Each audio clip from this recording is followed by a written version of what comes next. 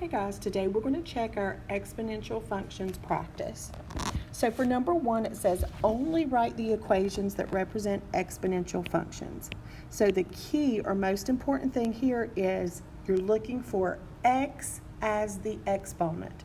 So you should have written y equals 2 to the x power. Let me just circle these.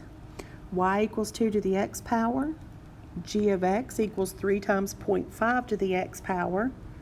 Y equals 3 to the x power, and g of x equals 2 times 0.75 to the x power. Those are the only 4 problems you should have written. Now let's talk about 2 through 5. So it says identify the parts of the exponential function.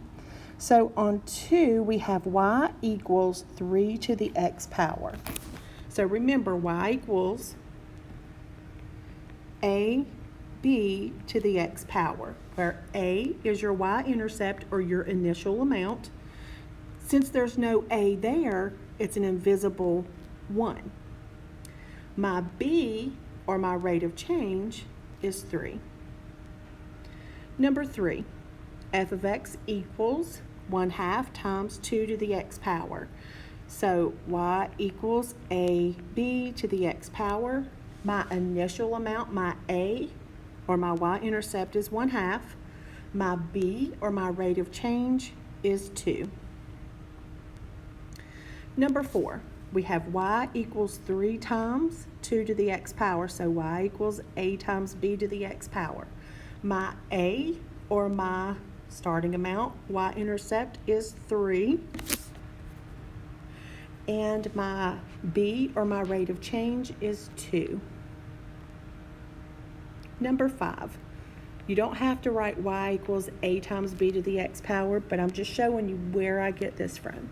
So my a, which is my initial amount or y-intercept, is 2. And my b, or my rate of change, is 1/2. Take a look at numbers 6 through 9. The directions say determine if each represents growth or decay. Draw a rough sketch of the graph you may expect to see. So when it talks about growth or decay, we want to look at our a, or y equals a b to the x. We're going to look for our b.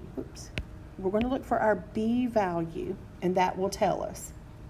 Remember, if that b is less than 1, it's decay. If the b is greater than 1, that's growth. So let's look. Number 6.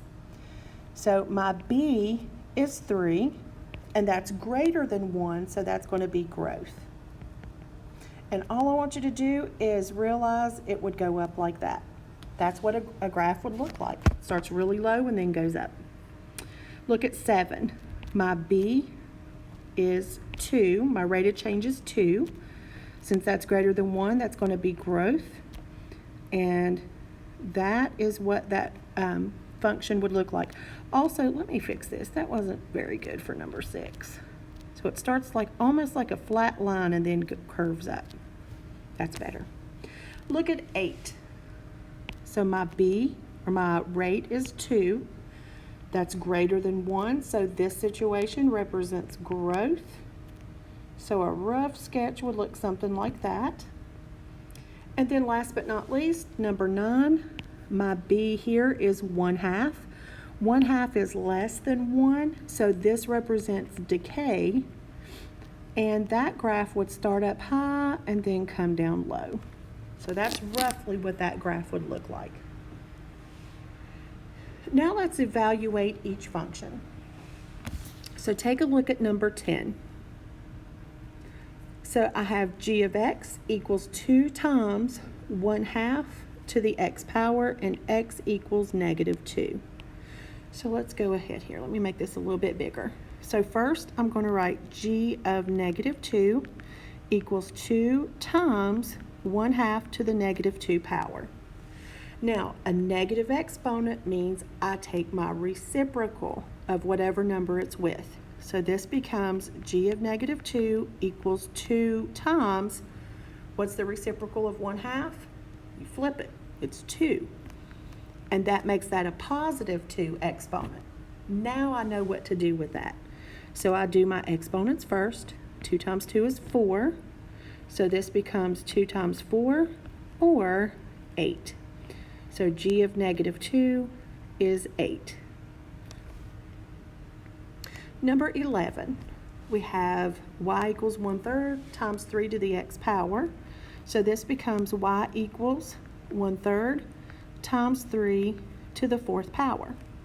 So first we want to do our exponents. So 3 times 3 times 3 times 3. 3 times 3 is 9. 9 times 3 is 27.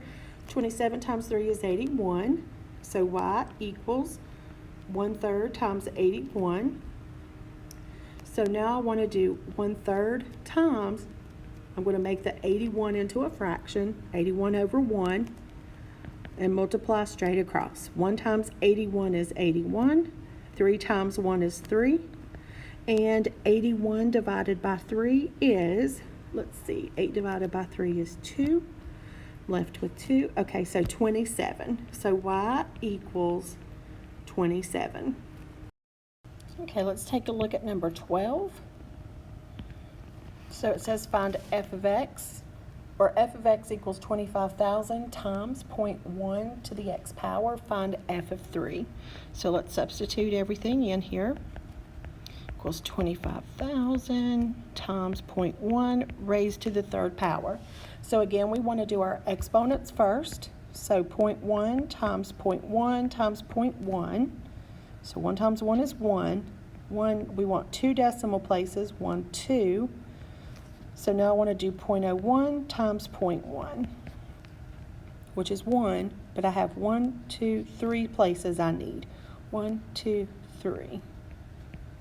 So now f of 3 equals 25,000 times 0.001.